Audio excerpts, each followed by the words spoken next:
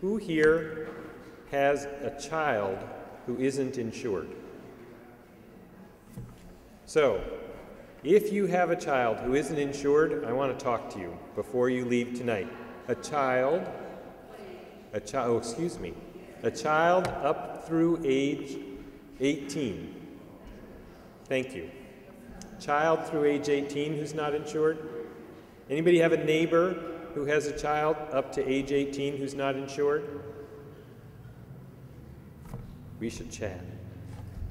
The wonder of the moment is that 20 years ago in West Philadelphia, we had a forum like this, and I'm a pediatrician, and asked the question, how many people have a child who isn't insured?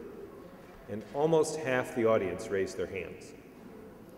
So if anybody believes that we can't insure everybody in this city and this country, we have an example of what we've done. In Philadelphia, virtually every child is insurable today, and they weren't 20 years ago. People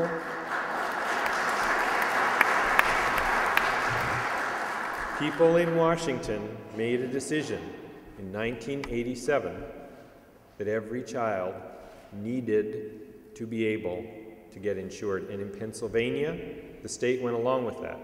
And together, insurance was expanded, particularly for poor children. We can do that as a nation. What we heard was, what's going on with healthcare reform in Washington isn't dead, and it is about us.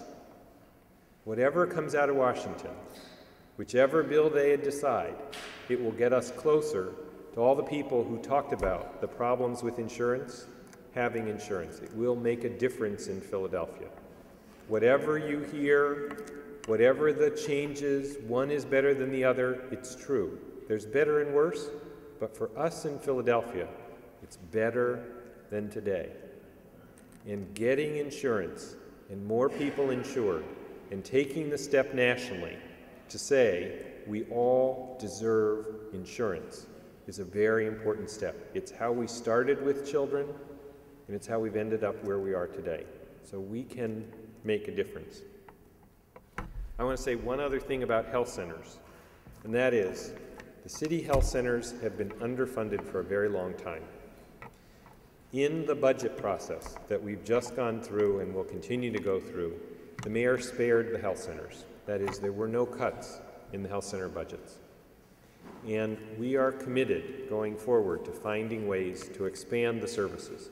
One of the things that's happened, and I want to say to all the people who are here who have gone to the health centers and all the people who mentioned, for instance, Temple University, the health centers have completed agreements with the big health systems in town. We haven't had that in 40 years. So that if someone comes to a health center and they have no insurance and they need specialty care, they will be able to get that care. So for those who aren't insured, our waiting times are still too long, and the waiting rooms are a disaster. But at least we have a safety net for people who need care. And I welcome and invite anyone to come and receive care if you need it, because our goal is to do our part to try to keep people healthy, particularly as we move forward, whether insured or uninsured.